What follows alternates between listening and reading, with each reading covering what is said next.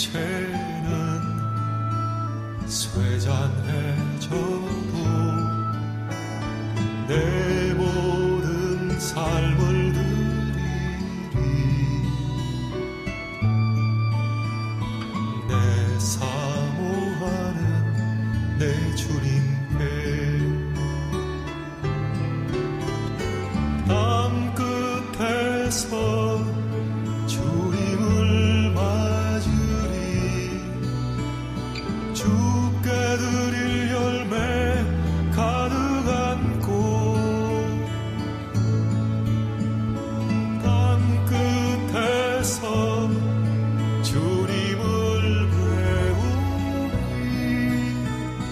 주께 드릴 노래 가득 안고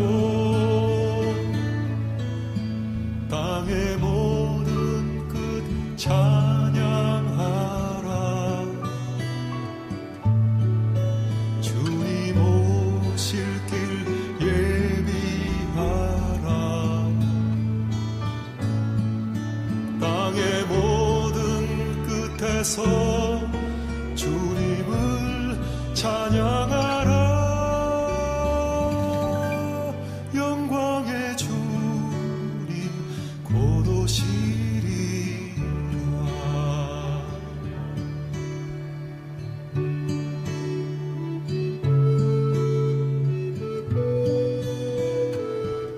하늘에서는 주 외에 누가 내게 있으리요. 땅에서는 주밖에 나의 사모할 자 없나이다. 내 육체와 마음은 쇠잔하나 하나님은 내 마음의 반석이시오 영원한 분기이시라.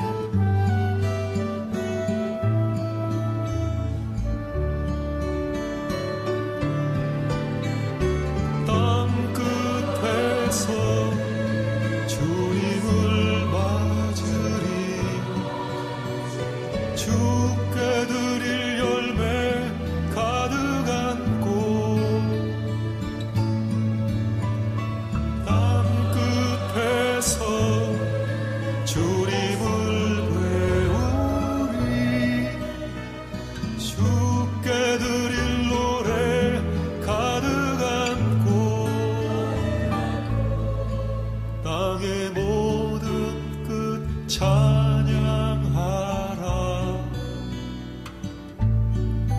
주님 오실 길 예비하라. 땅의 모든 끝에서 주님을 찬양하라. 영광의 주님 곧 오시리라.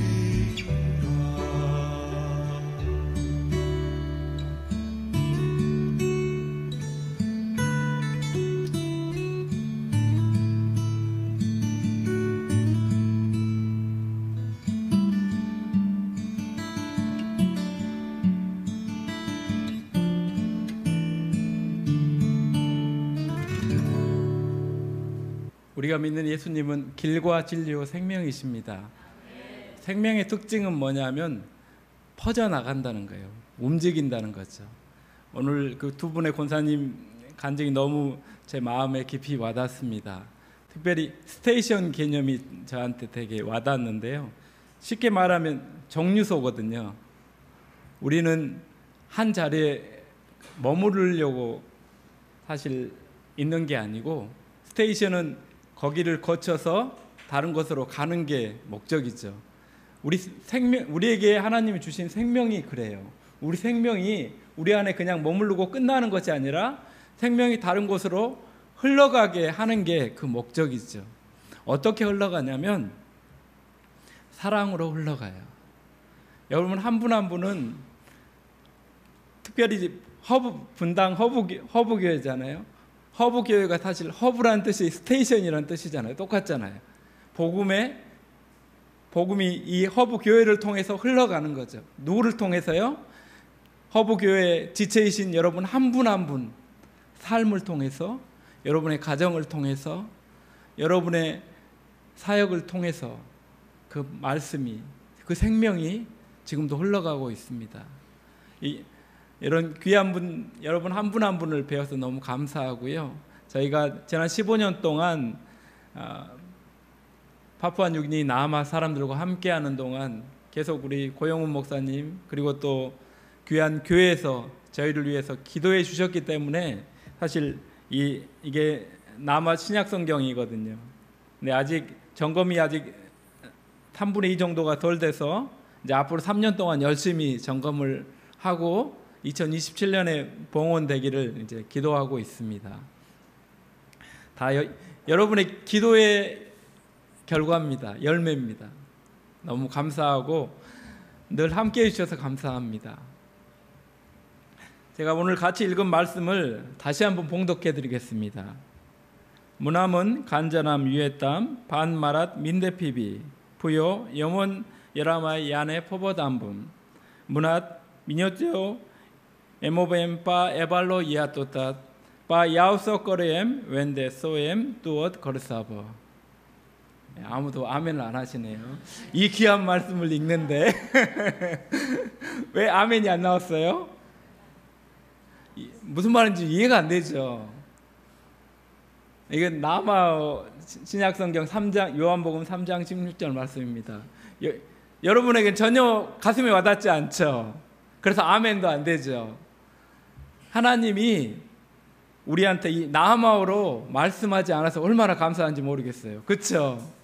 여러분 예수님 믿고 구원받으려면 나하마오 배워가지고 무남은 간자남 유에땀 반마랏 민데피비 이걸 이해해야 구원을 받을 수 있다면 얼마나 힘들겠습니까? 뭐 히브리어 헬라어 어렵다는데 나하마오는 그거에 못지않게 더 어렵습니다. 이 말 배워서 구원받으실래요? 아니면 하나님은 그렇게 하지 않으셨어요. 하나님은 우리가 엄마 뱃속에서부터 듣던 한국어로 말씀하시는 그 하나님이세요. 그 하나님의 사랑이 우리에게 주어졌습니다. 요한복음 3장 16절은 사실 제가 오늘 설명하지 않아도 여러분이 너무나 잘 알고 또 경험하는 그런 말씀입니다. 신약 구약 전체를 통틀어서 한 말씀만 이렇게 뽑으라면 대부분의 사람들이 요한복음 3장 16절을 뽑을 거예요. 그만큼 복음의 핵심이 들어가 있고 하나님이 어떤 분이고 어떻게 그 하나님을 만날 수 있고 하나님이 우리한테 정말 주고 싶은 것이 무엇인지 가장 잘 표현하는 말씀이 요한복음 3장 16절이죠. 이 말씀의 핵심은 하나님이 우리에게 주신 사랑입니다. 하나님이 세상을 이처럼 사랑하사. 웨스민스터 요리문답 4장 1절에 보면 성부, 성자, 성령 하나님께서는 태초에 그의 영원하신 능력과 지혜와 인자하심의 영광을 나타내시기 위해서 무로부터 세계와 그 안에 있는 모든 것들을 보이는 것이든 보이지 않는 것이든 6일 동안 창조하시기를 기뻐하셨으니 모든 것이 심히 좋았다 이렇게 쓰여 있습니다. 성부, 성자, 성령 하나님은 다른 많은 속성들이 있지만 가장 대표적인 속성이 뭐냐면 사랑이시라는 거예요. 이 성부, 성자, 성령 하나님이 나누는 이 사랑이 너무 좋은 거예요. 너무 좋아서 사랑의 속성이 아까 말씀드렸죠. 퍼져나가는 거라고.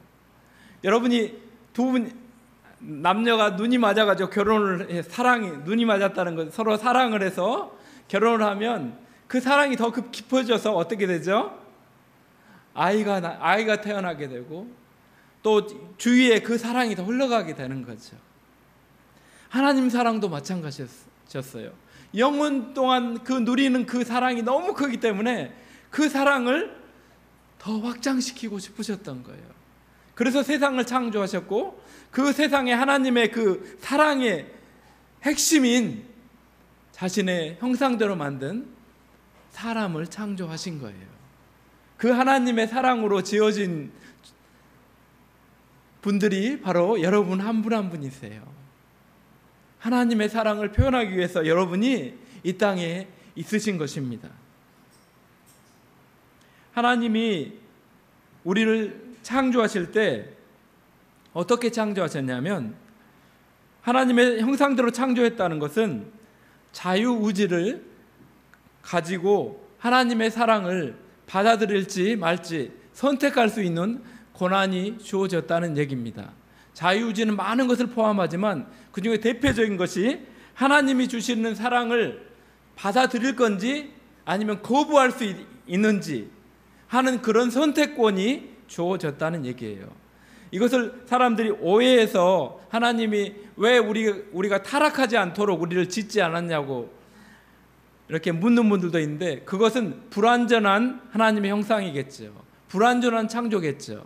하나님은 로봇을 창조하지 않으시고 우리가 하나님의 사랑을 받아들일 수 있을 뿐만 아니라 거부할 수 있는 그런 권세까지 주셨습니다. 그래서 하나님의 사랑이, 하나님의 창조가 완전한 것입니다. 우리 안에 주어진 하나님의 형상은 그렇게 완전한 거예요. 하나님의 사랑을 받아들일 수 있을 뿐만 아니라 거부할 수 있는 권한도 있는 것이죠. 사단이 이렇게 유혹했죠. 내가 하나님처럼 될 수 있다. 내가 하나님의 사랑을 받는 것으로 만족하지 않고 내가 하나님처럼 될 수도 있다고 유혹을 했을 때 아담과 하와는 선택할 수 있었어요. 하나님의 사랑을 계속해서 받는 존재로 영생을 살 것인지, 아니면 자기가 하나님이 돼서 자기 마음대로의 세상을 살 것인지 선택할 수 있었습니다. 그러나 안타깝게도 첫 번째 인간인 아담과 하와는 하나님의 사랑을 받는 것이 아니라 자기가 스스로 하나님이 되겠다고 하는 사단의 거짓말에 넘어갔습니다. 하나님의 사랑과의 단절을 의미하는 것입니다. 그 결과가 무엇이었습니까? 바로 죽음입니다. 죽음은 단절을 얘기합니다. 생명이 끊어지는 것을 얘기하고 하나님과의 그 사랑의 관계가 끊어진 것을 얘기합니다. 그 결과가 두려움입니다. 심판입니다. 하지만 하나님의 사랑은 우리의 이 불순종에도 불구하고 끊어지지 않았습니다. 이 끊어진 하나님의 사랑을 회복하기 위해서 하나님께서 표현하신 것이 바로 독생자를 보내주신 것입니다. 여러분, 독생자를 보내주셨다는 말이 무슨 말일까요? 여러분도 잘 알다시피 로마서 5장 8절에 우리가 아직 죄인 되었을 때 그리스도께서 우리를 위하여 죽으심으로 하나님께서 우리에 대한 자기의 사랑을 확증하셨다고 말합니다. 디모데전서 2장 6절에 보면 그가 모든 사람을 위하여 자기를 대속물로 주셨으니 기약이 이르러 주신 증거니라. 하나님께서 우리에 대한 그 사랑의 표시로 예수님을 주셨다는 얘기입니다. 그리고 우리가 같이 읽은 요한복음 3장 16절 바로 앞에 3장 14절에 보면 모세가 광야에서 뱀을 든 것 같이 인자도 들려야 하리니 한 말씀이 있습니다. 이것은 민수기 21장에 보면 자세하게 설명이 되어 있습니다. 광야에서 이스라엘은 하나님과 모세를 향하여서 원망했습니다. 왜 우리를 애굽에서 구원해서 이 척박한 광야에서 마실 물도 없고 제대로 된 음식도 없이 고기도 먹지 못하고 살게 하느냐고 하나님의 사랑과 인도하심에 대한 정면 도전을 합니다. 그러자 하나님은 불뱀을 보내서 독사를 보내서 이스라엘 사람들을 물게 하셨습니다. 모든 사람들이 그 독사에 물려서 죽어가고 있으면서 하나님 앞에 회개합니다. 하나님, 우리를 제발 살려주십시오. 그래서 선택한 것이 무엇입니까? 하나님께서 모세에게 명령했습니다. 구리를 가지고 뱀의 형상을 만들어 가지고 그것을 높은 장대 위에 들으라고 했습니다. 올리라고 했습니다. 그리고 어떻게 하라고 하셨죠? 누구든지 저 구리뱀을 보는 사람은 살 것이고 보지 않는 사람은 죽을 것이라고 얘기했습니다. 그래서 어떤 사람들은 그 구리뱀을 보고 살았고 어떤 사람들은 여전히 믿지 못하고 독사의 그 독 때문에 죽어갔습니다. 이 이야기는 예수님께서 하나님의 사랑을 표현하기 위해서 십자가에 죽게 하실 것이라는 것을 보여주기 위한 그림 이야기입니다. 좀 어려운 말로 예표입니다. 하나님은 죄로 죽은 우리를 포기하지 아니하시고 다시 살 길을 열어주셨습니다. 누구든지 우리 죄를 위해 십자가에 달리신 예수 그리스도를 마음을 열고 믿기만 하면 살게 하신 것입니다. 저는 선교사로 살면서 경험하는 하나님의 사랑이 바로 자기 자신을 주는 거라는 것을 알게 되었습니다. 두 분의 권사님이 나눠주셨던 것처럼 선교사님들의 그 삶을 통해서 그분들의 하신 것, 자기 자신을 주는 것이었습니다. 하나님이 세상을 이처럼 사랑하사 독생자를 주셨으니, 다시 표현하면 하나님께서는 자신이 인간과 같이 되심으로 얼마나 하나님의 형상인 우리를 사랑하시는가, 이것을 나타내 보여주셨습니다. 우리가 잘 아는 요한복음 1장 14절에 말씀이 육신이 되어 우리 가운데 거하심이라는 말씀이 있습니다. 여기서 거하다는 말씀은 헬라어 원뜻은 집을 짓고 산다는 뜻입니다. 그러니까 이 말씀은 말씀이신 예수님이 우리 속에 함께 하기 위해서 육신을 입고 우리 안에 집을 짓고 사신다는 말씀입니다. 우리 안에, 우리 마음 안에 예수님이 지금 집을 짓고 사시고 계십니다. 여러분의 가정 안에 예수님이 집을 짓고 사시고, 분당 허북교회 가운데 예수님이 집을 짓고 살고 계십니다. 성경은 하나님이신 예수님께서 우리 안에 어떻게 집을 짓고 사셨는지 자세하게 말씀하고 있습니다. 예수님은 하나님의 아들이시잖아요. 그래서 이 땅에 오실 때 영광 가운데 오셔야 마땅하신 분인데 어떻게 오셨습니까? 남자를 알지 못하는 처녀의 몸을 입고 오셨습니다. 그것도 누울 자리도 없는 가축의 우리에서 태어나셨습니다. 그렇다면 하나님의 아들이신 예수님이 공생애를 시작하실 때 어떻게 시작하셨습니까? 첫 번째 경험이 무엇이었습니까? 세례 요한에게 세례를 받으시고 나서 어디로 가셨죠? 네, 광야로 가셨습니다. 광야로 가신 목적은 한마디입니다. 굶으러 가셨습니다. 고상한 말로 금식이지만 쉬운 말로 굶으러 가셨습니다. 40일 동안 예수님이 뭐 하셨다고요? 40일 동안 진짜로 쫄쫄 굶으셨습니다. 죽을 만큼 굶으셨습니다. 여러분, 왜 예수님께서 공생의 시작을 40일 동안 굶으시는 걸로 시작하셨을까요? 여러분, 그거 한번 생각해 보셨어요? 많은 이적을 행할 수도 있고 치유를 행할 수도 있고 그러셨을 텐데 왜 40일 동안 굶으셨을까요?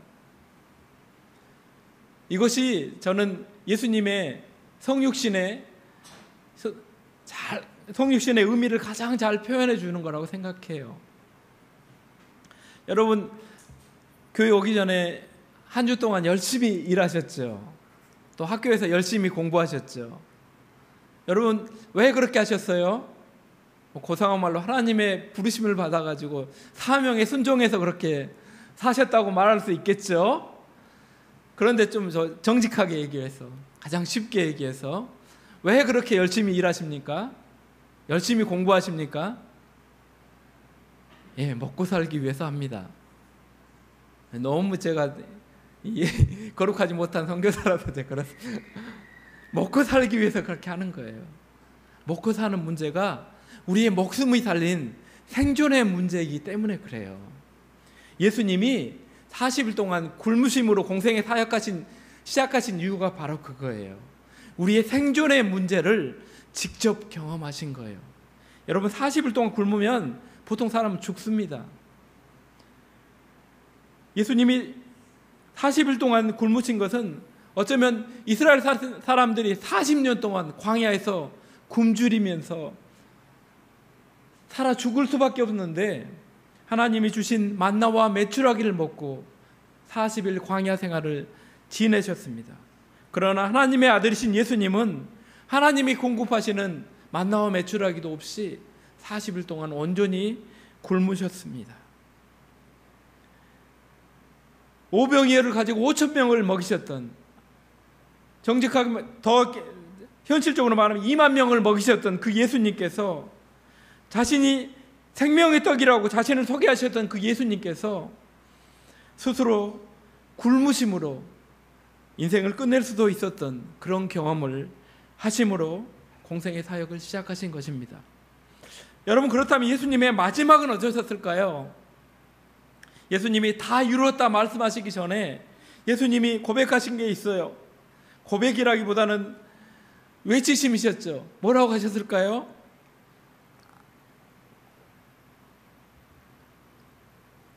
제가 말씀을 드린, 그림으로 말씀을 드렸는데, 내가 목마르다 이렇게 말씀하셨어요.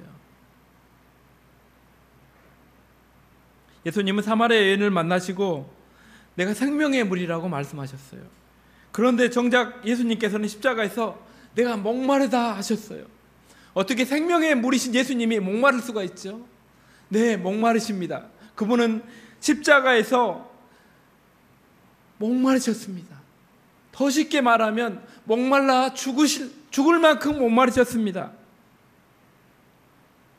저희가 섬기는 남아 사람들은 밀림에 살지만 가뭄이 심할 10월과 11월이 되면 마을에 있는 샘들이 다 말라요. 그래서 자연적으로 나오는 샘물이 있는 곳으로 이제 버켓을 들고 이렇게 물을 뜨러 갑니다. 하루에 한 번씩 30분씩 걸어서 물을 떠와서 하루 동안 먹고 다시 그 다음날 다시 먹을 물을 뜨러 갑니다. 우리 예수님께서는 목말라 보셨기 때문에 우리 인생의 목마름을 아십니다. 우리가 갈급해하는 것들, 우리가 힘들어하고 아파하는 것들, 그런 목마름을 알고 계십니다. 우리 예수님은 또한 부활과 생명이시라고 요한복음 11장 28절에 말합니다. 그러나 정작 예수님은 십자가에서 이런 소리를 들었습니다. 저가 남은 구원하였으되 자신은 구원하지 못한다고 하는 이야기를 들었습니다. 생명과 부활이신 예수님께서 자신은 구원하지 않으시고 스스로 죽음에 내놓으셨습니다. 자신의 능력을 자기 자신에게는 사용하지 않으셨습니다.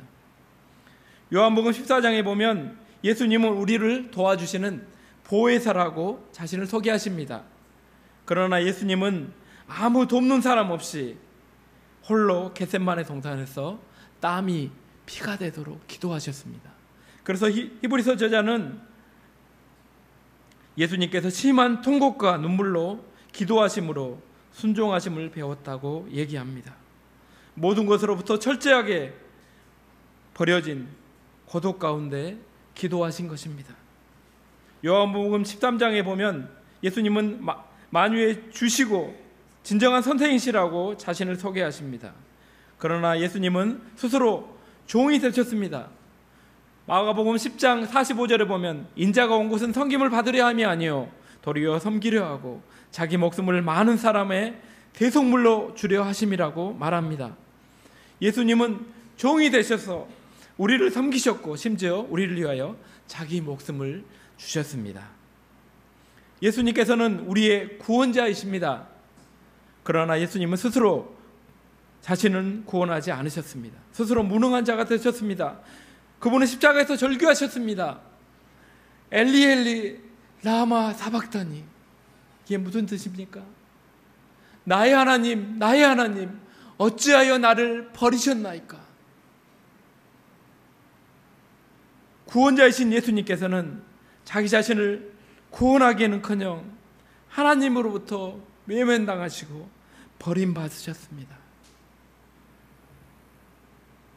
예수님께서는 자신의 몸과 피를 제자들에게 주시면서 이것은 하나님이 주신 약속이다, 언약이라고 말씀하셨습니다. 그 약속으로 세운 그 제자들, 그러나 그 제자들로부터는 예수님은 버림을 받으셨습니다. 배신을 당하시고 버림을 받으셨습니다. 자신을 준 대상으로부터 외면당하신 것입니다. 예수님께서는 치유자이십니다. 그분은 수많은 병자들, 각색 병자들을 고쳐주셨습니다. 귀신 들린 사람들을 고쳐주셨습니다. 그러나 예수님께서는 병사들에게 채찍에 맞으셨고 가시관을 머리에 쓰셨고 온갖 조롱과 멸시를 받으시고 끝내 창의 옆구리가 찔리셔야 하셨습니다. 여러분, 왜 예수님께서는 자신의 신분과 능력을 자기 자신을 위해 쓰지 않으셨을까요? 왜 스스로 외롭고 고통스럽고 억울한 길을 가셨을까요? 왜 그러셨을까요? 그것은 하나님의 사랑을 우리에게 보여주시기 위해서입니다. 하나님께서 우리를 얼마나 사랑하시는지를 온몸으로 보이신 것입니다. 하나님은 독생자를 우리에게 주심으로 우리를 얼마나 사랑하시는지 보여주셨습니다. 히브리서 4장 15절에 보면 우리에게 있는 대제사장은 우리의 연약함을 동정하지 못하실 리가 아니요 모든 일에 우리와 똑같이 시험을 받으시노되 죄는 없으시니라. 여기서 연약함을 동정한다고 했을 때 이 동정한다는 말은 영어로 컴패션이거든요. 함께 고통을 당한다는 뜻입니다. 이것을 가장 잘 느끼는 것이 엄마 아빠의 마음인 것 같아요.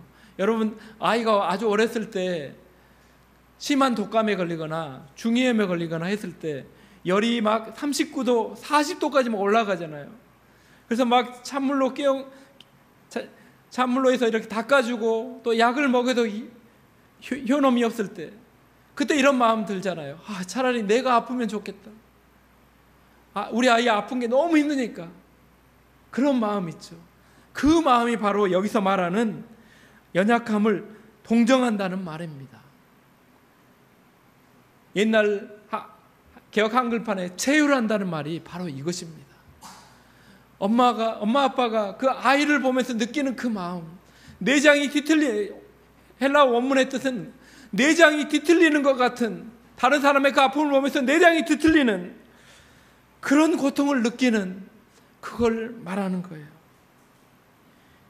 예수님께서는 대제사장으로 제사만 지내신 것이 아니라 스스로 제물이 되셨습니다. 우리에게 제물을 요구하지 않으시고 스스로 제물이 되셨습니다. 하나님께서 우리를 사랑하시는 방법이 바로 이것입니다. 하나님 우리에게 뭘 요구하지 않으시고 스스로 인간이 되셔서 우리와 똑같이 고통을 당하신 것입니다. 우리처럼 굶주리셨습니다. 목마르셨습니다. 우리처럼 외로우셨고 배반당하셨습니다. 우리처럼 홀로 심한 통곡과 눈물을 흘리셨습니다. 병으로 고생한 우리처럼 스스로 채찍에 맞으시고 가시관을 쓰시고 아픔을 겪으셨습니다. 스스로 높은 것을 향하지 않으시고 철저하게 종으로 사셨고 양들을 위하여 자기 목숨을 주셨습니다. 부활이시고 생명이신 그분은 우리 죄에 싹신 죽음을 스스로 지셨습니다. 이 모든 것이 바로 창조 때부터 하나님께서 자기의 사랑을 위해 창조하신 우리를 위한 계획이셨습니다. 하나님은 예수님께서는 이 하나님의 계획에 철저하게 순종하신 것입니다. 이 하나님의 계획은 이사야 53장 4절에서 6절에서 집약적으로 표현되어 있습니다. 우리 한번 같이 이 말씀 읽어볼까요? 이사야서 53장 4절에서 6절. 이사야서 53장 전체는 하나님의 그 구속사역의 핵심을 표현해 주는 것인데 그 중에 4절부터 6절 말씀은 특별히 더 집중적으로 표현되어 있습니다. 같이 한번 읽겠습니다. 자, 시작. 그는 실로 우리의 질고를 지고 우리의 슬픔을 당하였거늘 우리는 생각하기를 그는 징벌을 받아 하나님께 맞으며 구원하였노라. 그가 찔림으로 우리의 허물 때문, 그가 상함은 우리의 죄악 때문이라. 그가 징계를 받음으로 우리는 평안을 누리고 그가 채찍에 맞음으로 우리는 남을 입었도다. 우리는 다 양 같아서 그릇 행하여 각기 제 길로 갔거늘 여호와께서는 우리 모두의 죄악을 그에게 담당시키셨노라. 아멘. 이것이 예수님의 삶과 예수님의 그 십자가, 그 길에 대한 설명입니다. 이 마지막 부분에 우리는 다 양 같아서, 양은 특징이 뭐냐면 눈이 아주 어두운 동물이에요. 그래서 2m 정도밖에 못 봐요. 그래서 이 양은 앞 양의 꼬리만 보고 갈 수 있는 존재예요. 아니면 주인이 부르는 그 소리만 듣고 가는 존재예요. 그런데 이 양이 혼자서 모든 걸 자기 길을 가보겠다 했을 때 어떻게 되겠습니까? 이 눈이 이렇게 안 좋은데 길을 잃고 마는 거죠. 양이 길을 잃었을 때 자기를 보호할 수단이 아무것도 없는 이 양은 죽음에 처하게 되는 것입니다. 시편 23편에 말하는 대로 사망의 음침한 골짜기에 이를 수밖에 없는 그런 우리의 모습인데, 그런 우리를 위해서 여호와께서는 우리 무리의 죄악을 그에게, 바로 예수 그리스도에게 담당시키셨다고 말합니다.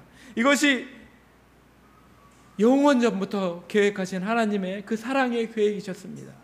그 사랑의 계획에 순종하신 분이 우리 예수님입니다. 이것이 독생자를 주셨다는 진정한 의미입니다. 이 하나님의 사랑으로 말미암아 우리에게 주어진 것이 바로 오늘 본문에 나와 있는 영생입니다. 하나님이 세상을 이처럼 사랑하사 독생자를 주셨으니 이는 저를 믿는 자마다 멸망치 않고 영생을 얻게 하려 하심이라. 여기서 영생은 죽지 않는 게 영생이 아닙니다. 우리가 신앙 고백에서 하는 영생을 믿사옵나니 할 때 이 영생은 뭐냐 하면, 요한복음의 관점에서 보면 뭐냐면 17장 3절에 영생은 곧 유일하신 참 하나님과 그가 보내신 자 예수 그리스도를 아는 것이라고 말합니다. 한마디로 말하면 영생은 하나님을 아는 것이라고 말합니다. 여기서 안다는 개념이 중요합니다.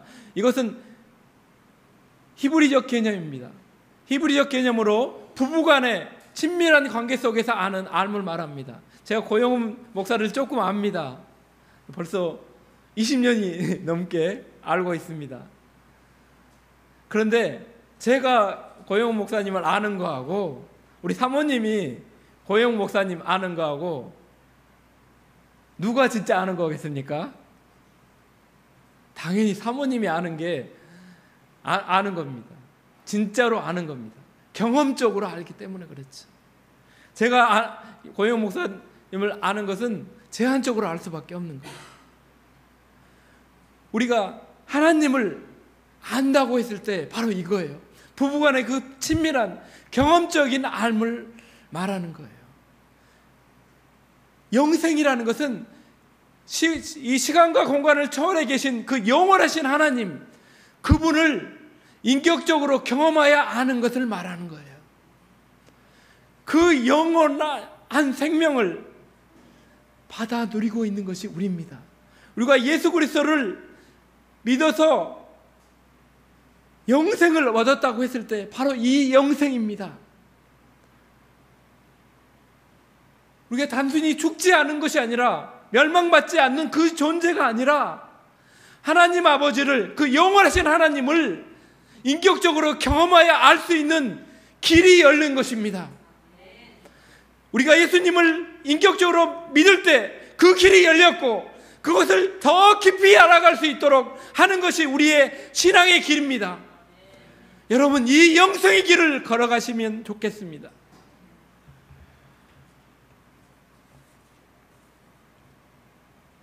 여러분, 선교가 뭘까요? 선교가.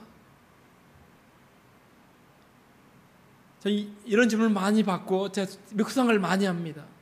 그런데 선교는 한마디로 하면 하나님의 사랑의 표현입니다. 도분 권사님이 말씀하셨죠. 간증하셨죠.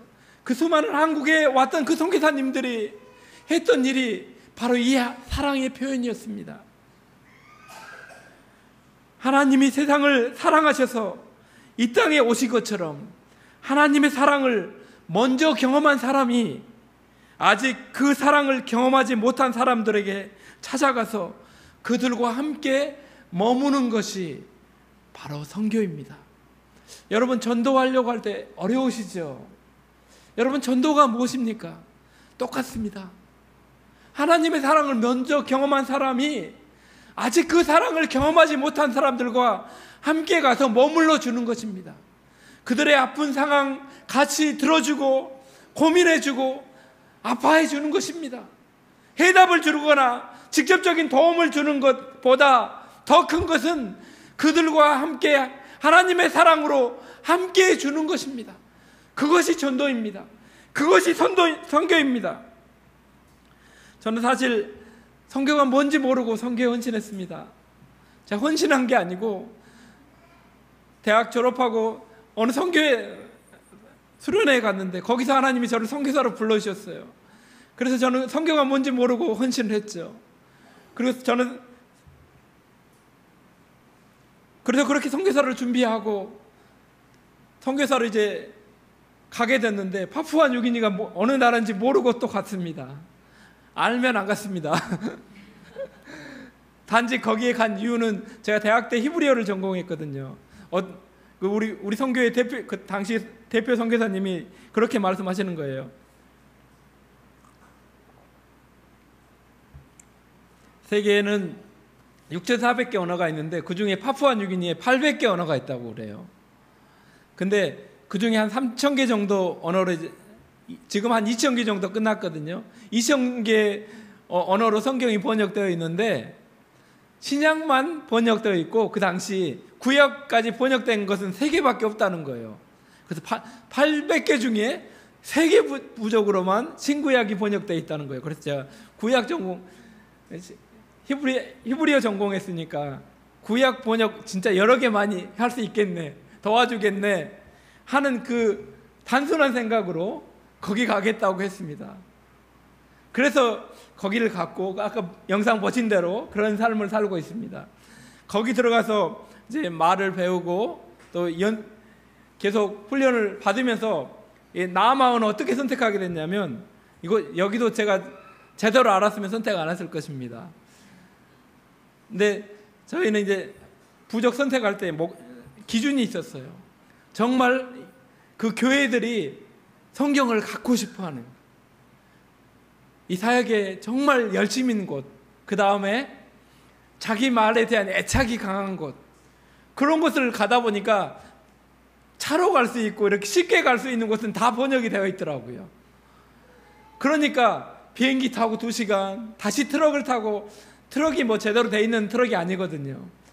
군에 2대, 3대밖에 없는데 어렵게 그걸 구해서 가다 보면 잠깐 가다 보면 멈추고 또 가다 보면 멈추고 하는 그 일을 반복하는, 아침 새벽에 출발을 해가지고 센터에서 출발해가지고 거기까지 해지기 전에 들어가는 게 늘 목표였습니다. 초기에 그런 곳입니다. 알았으면 못 갔을 그곳을 그 기준이 2개가 딱 맞는 곳이 이곳이었어요.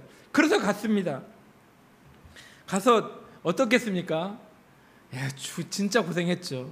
진짜 오늘 제가 또 아주 세상 말로 하면 죽도록 고생했습니다.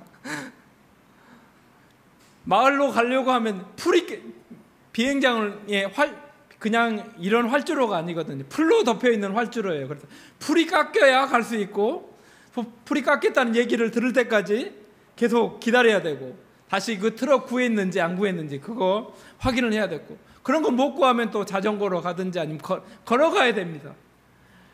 그런 일이 반복되는 곳입니다. 그리고 저는 제일 싫어하는 게 두 가지 생물이 있는데, 저희가 72년 쥐띠인데 쥐를 제일 싫어하고 그보다 더 싫어한 게 뱀입니다. 어릴 때부터 뱀을 많이 봤지만 너무 싫어했어요. 그런데 저희 부족에는 2가지 종류의, 사람들이 말하는 2가지 종류의 뱀이 있습니다. 첫 번째 뱀은 먹을 수 있는 뱀, 그 다음에 먹을 수 없는 뱀, 이렇게 합니다. 근데 제가 보기에는 그게 아니에요. 만나면 안 되는 뱀, 만나도 괜찮은 뱀 이렇게 됩니다.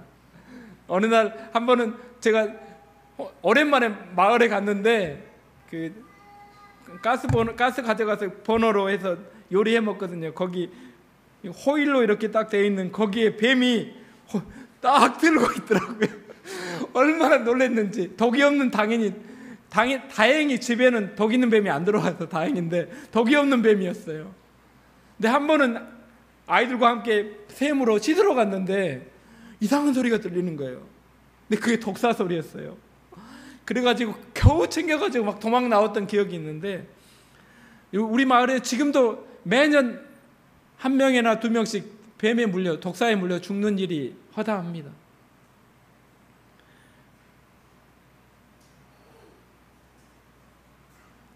외부와는 초기에는 핸드폰으로 연락이 안 되니까 단파 라디오로만 통신을 할 수 있었어요. 그래서 일주일에 2번씩 이게 살아있다는 보고를 꼭 해줘야 돼요. 그렇지 않으면 나중에 비행기가 날아올 수 있거든요.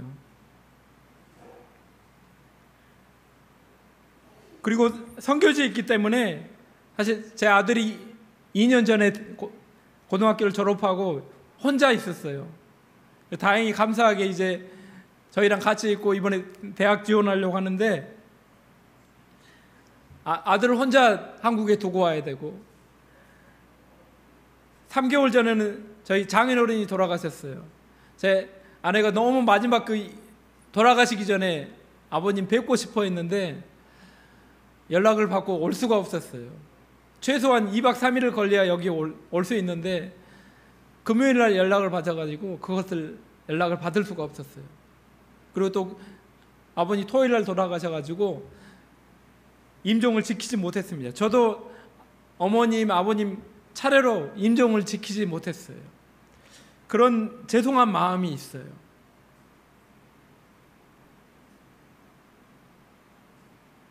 그리고 사실 제가 성경 번역 선교사기 전에 진짜 제 직업이 있는데요. 여기서 제가 비밀을 하나 말씀드리겠습니다. 제 진짜 직업은 뭐냐면 정글에 살아남기 하는 사람입니다. 정글의 법칙을 파푸아뉴기니에서 많이 찍었는데, 아까 영상에서 보시면 알겠지만 그 마을에 뭐가 있겠습니까? 가게가 하나도 없어요. 그래서 선교센터에서 필요한 걸 다 준비해 가야 되는 거예요. 휴지, 음식, 모든 거 다 준비해 가야 되는 거예요. 마을에서 2달 살려면 3달 동안 그것 계속 준비하고 있습니다. 저희 집에 방 하나에는 박스가 꽉 차 있거든요. 그 물건들 하나하나 채워가지고 내용물 쓰고 무게 재는 거예요. 비행기가 1kg당 얼마씩 돈을 내거든요. 그래서 무게를 최대한 줄여야 돼요. 마을에는 전기가 없기 때문에, 전기나 이런 수도가 없기 때문에 음식을 또 말려갑니다. 무게 줄이려고. 그래서 그런 일을 계속 하는 거예요. 계속 하다가 이제 비행기 부킹하면 이제 거기에 들어가는 거죠. 그래서 이게 도사입니다. 제가 짐 싸고 무게 재고 패킹하고 풀고 하는 이게 제 일입니다. 그렇게 1년에 3번씩 왔다 갔다 15년을 하다 보니까 그것만 했는데 벌써 성경이 번역돼 있고 우리 아이들 다 7살, 5살에 갔는데 지금 다 커가지고 둘 다 이제 대학 가게 생겼습니다. 사실 성경 번역하는 게 단순한 작업이 아닙니다. 이 말을 배우는데 4년 정도 걸리고, 그 말을 배운다고 해서 곧바로 이걸 번역할 수 있는 게 아니고 이거에 맞는 알파벳을 만들고 그걸 바탕으로 해서 이제 성경을 번역하기 시작을 하는 거예요. 그래서 이걸 다 습득했다고 하는 표시로 이걸 영어로 논문을 써야 됩니다. 그런 긴 과정, 한 절 한 절 마을 사람들과 함께 알아가는 그 과정 하나하나, 확증해가는 그 하나하나 과정을 통해서 이것이 이제 다 번역이 되었습니다. 정말 이게 쉽지 않죠. 그런데 이 모든 것이 하나님의 사랑의 표현이라는 것을 깨닫게 되었습니다. 하나님의 사랑을 제가 먼저 경험했기 때문에 아직 그 사랑이 필요한 남아 사람들 속에 제가 집을 짓고 살고 있는 것입니다.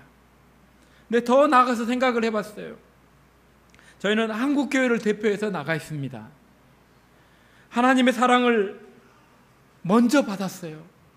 두 분의 권사님 간증해 주셨던 것처럼 하나님의 사랑을 먼저 경험한 미국의 선교사님들, 호주 선교사님들, 유럽의 그 선교사님들이 먼저 와서 그 사랑을 알지 못하는 우리에게 전해 주었기 때문에 그 사랑을 우리가 받아서 경험을 해서 그 사랑을 가지고 남아 사람들에게 가서 표현하고 있는 것입니다. 그 사랑의 그 결과물이 바로 이 성경입니다.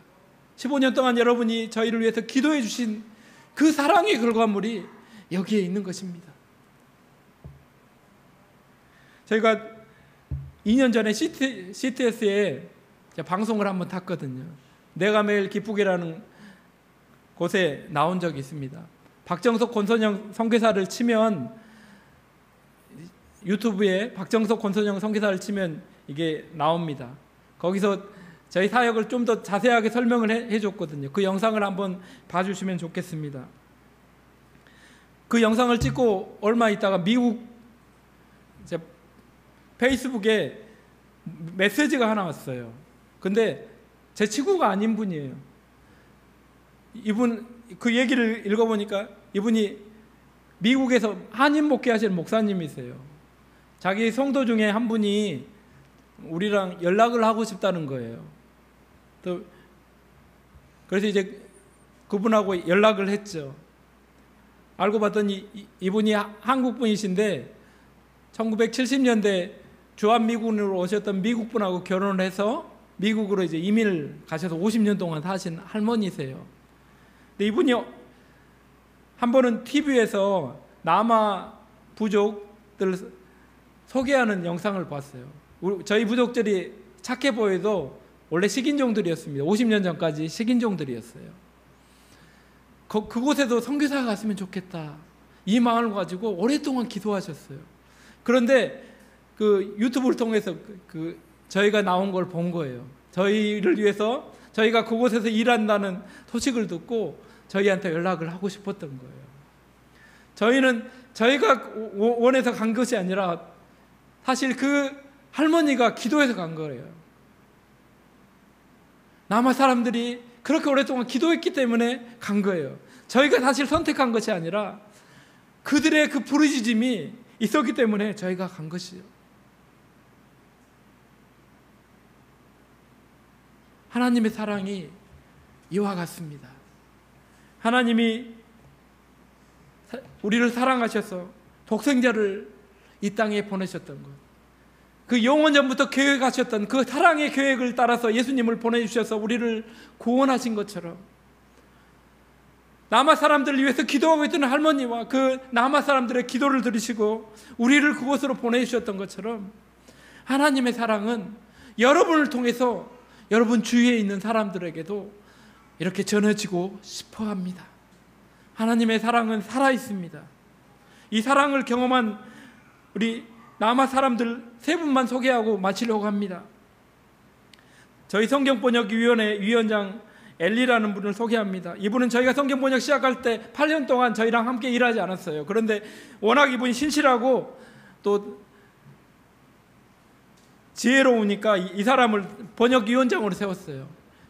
그리고 이분이 직접 요한복음을 번역해 보기 시작을 했어요. 영어 성경을 보면서 성경을 번역하기 시작을 한 거예요. 전기가 없기 때문에 이분들은 밤에 전기를 켤 수가 없죠. 그래서 헤드랜턴을 켜고 영어 성경을 보면서 한 절 한 절 종이에다가 노트북에다 이걸 하나하나 쓴 거예요. 그렇게 요한복음을 다 번역하면서 이분이 예수님을 인격적으로 경험하게 됐어요. 말씀을 경험하게 된 거예요. 그러면서 이분이 성경 번역에 올인을 하시게 된 거죠. 낮에는 일하고 밤에는 성경 번역을 하기 시작을 한 거예요. 그래서 이분이 성경 27권 중에 20권을 드래프트를 초벌 번역을 하게 된 거예요. 5년 동안 그 일을 한 거예요. 그래서 그분의 수고로 이것이 사실 이루어지게 되었습니다. 저희 옆집에 사는 바주 아저씨라는 분이 있는데, 이분은 초등학교도 나오지 못했어요. 아예 학교 문턱을 들어가지 못했어요. 그러니까 글자를 모르죠. 그런데 성경 번역 점검할 때마다 와서 읽어주는 걸 듣고 자기 이야기를 했어요. 자기 의견을 얘기했어요. 그런데 아내가 이제 성경 남아 글자 읽기반을 시작을 했죠. 그래서 거기서 글자를 드디어 배우게 된 거예요. 우리말로 치면 기역, 니은, 디귿, 아, 야, 어, 여를 배우기 시작을 한 겁니다. 그래서 1년 동안 그걸 배우고 나서 드디어 이분이 성경을, 저희가 봉헌하는 마가복음을 읽기 시작을 하는 거예요. 이런 식으로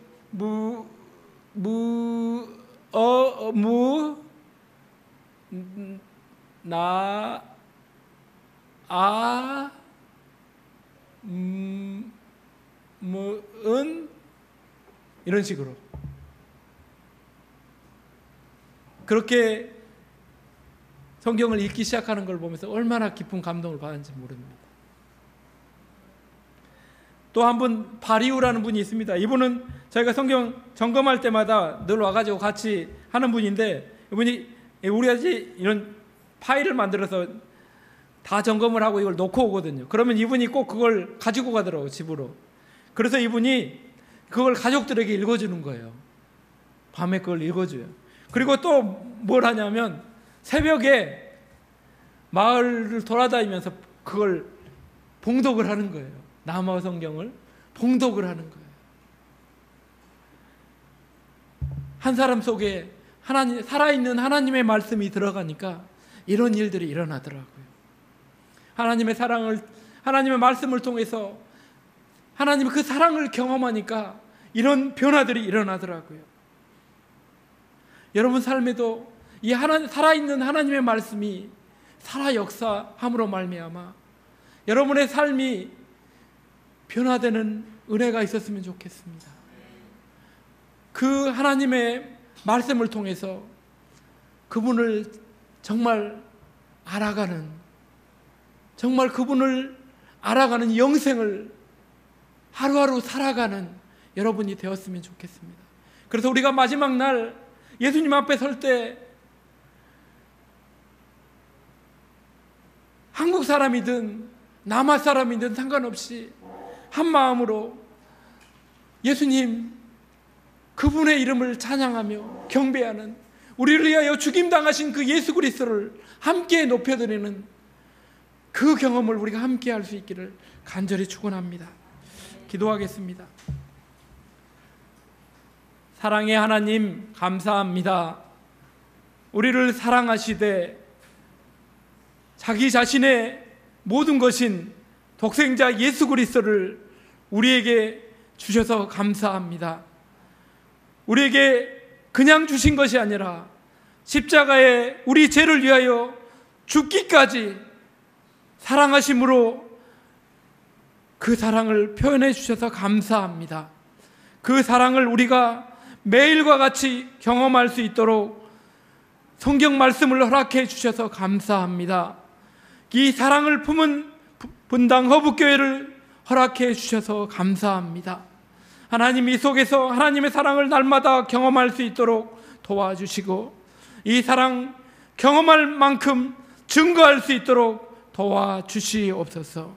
분당 허북교회를 통해서 이 분당 지역에 하나님의 사랑을 아직 알지 못하는 사람들에게 사랑이 증거되게 도와주시고 이 땅 가운데 이 땅을 넘어 열방 가운데 하나님의 사랑이 흘러넘치게 하여 주시옵소서. 이 시간을 감사드리며 예수님의 이름으로 기도합니다. 아멘.